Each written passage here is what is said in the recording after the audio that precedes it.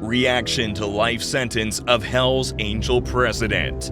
The Hells Angels Motorcycle Club is famous all around the world and has been involved in motorcycle culture and controversies for a long time. Established in 1948, this motorcycle gang, known as One Percenters, has had many influential leaders, some of whom have faced serious legal issues. In this video, we will explore the lives of some of these men and see how they reacted when they received their sentences. Let's start the video. Number 5. Sonny Barger. Sonny Barger, born in 1938, is a well-known figure in the Hells Angels group. He helped start the Oakland chapter in California and has been a significant leader in its early history. People often associate him with the motorcycle club itself. In 1957, Sonny was convicted of rape, and in 1972, he faced serious charges related to a bomb plot against a rival motorcycle club's clubhouse. He didn't show regret or surprise about the sentence, claiming that authorities were trying to bring down the club. He believed the Hells Angels were not criminals, but just people who loved motorcycles, brotherhood, and the open road. He served 14 years in prison calmly and was released on parole in 1977. In 1982, he faced legal troubles again for planning an assassination against a man who disrespected the Hells Angels.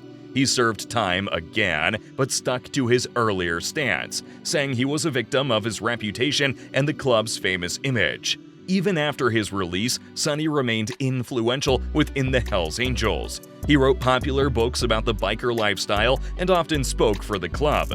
His life journey from an infamous outlaw to a somewhat respected public figure gives us a fascinating glimpse into the complex and sometimes controversial world of the Hells Angels.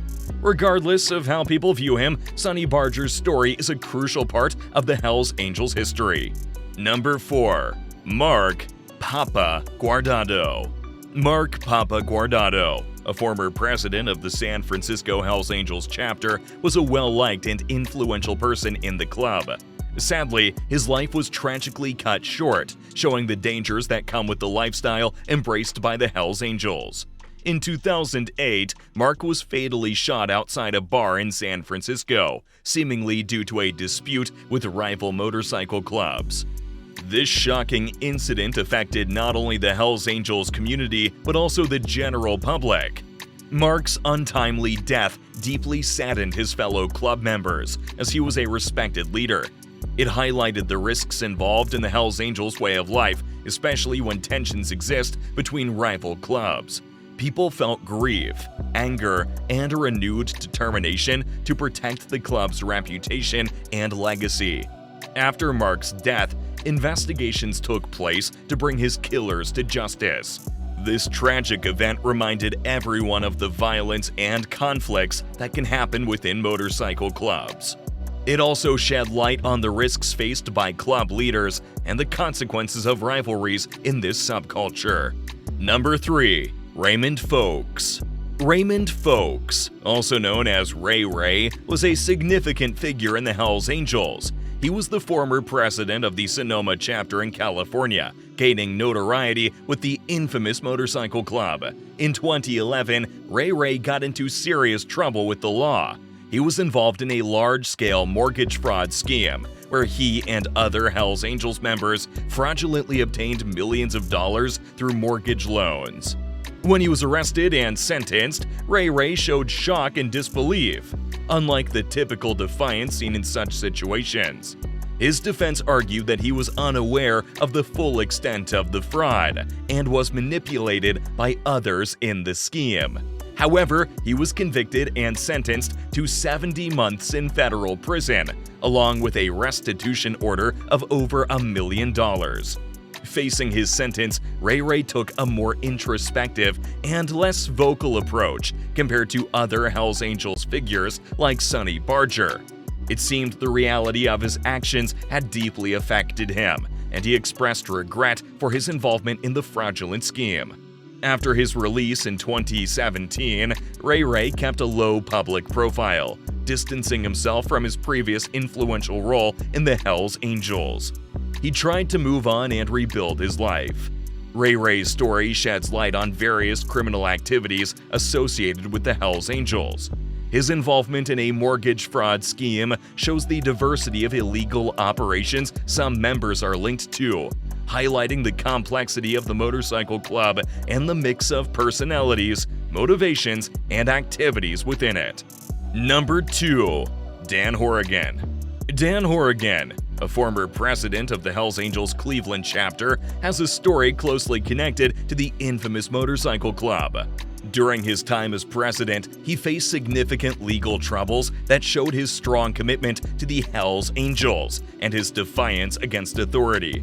In 2004, the Bureau of Alcohol, Tobacco, Firearms, and Explosives (ATF) conducted a big investigation into the Cleveland Hells Angels. They raided Horrigan's property, leading to his arrest on charges of racketeering, conspiracy to commit violence, aiding racketeering, and using a firearm during a violent crime.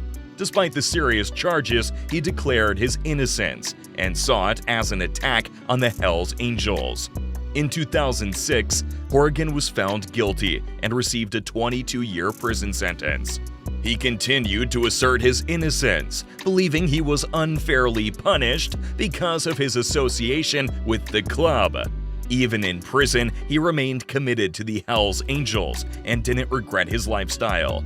Ultimately, Dan Horrigan's tale is one of unyielding loyalty and defiance, offering a crucial perspective on the Hells Angels' mindset and their reactions to legal challenges. It gives us a unique glimpse into the inner workings of this infamous motorcycle club. Number 1. Joseph Lancia. Joseph Lancia, the president of the Hells Angels Motorcycle Club in Rhode Island, changed his plea and was sentenced to 5 years in prison for his conviction. He, along with over a dozen other club members, appeared in Providence Superior Court wearing their full patch jackets before Associate Judge Kristen Rogers. The more severe charges of discharging a firearm during a violent crime and invasion with intent to commit a slaying were dropped as part of the plea bargain. Lancia pleaded no contest to the charge of felony, as well as assault and carrying a gun without a license. He will begin serving his 5-year prison sentence at one of the adult correctional institutions in Cranston, followed by 10 years of probation. After that, he must return to the courthouse and surrender himself. The incident leading to Lancia's charges involved a dispute with a truck driver named Richard. Surveillance video showed Lancia shooting at Richard's car as he drove by the Hells Angels Providence headquarters. The primary evidence against Lancia came from the clubhouse's surveillance system. If found guilty at trial, Lancia could have faced a maximum sentence of 61 years in jail for the 9 original charges. However, he decided to accept the plea deal. Judge Rogers warned Lancia that any violation of the terms of his release would result in him serving the entire 18-year sentence. In the court hearing, the judge gave Lancia the chance to speak, but ultimately she implemented the full 5-year sentence to be served at the ACI. Additionally, an 8-year no-contact order was issued to protect Richard. This case highlights the serious legal consequences that members of the Hells Angels Motorcycle Club can face when involved in criminal activities.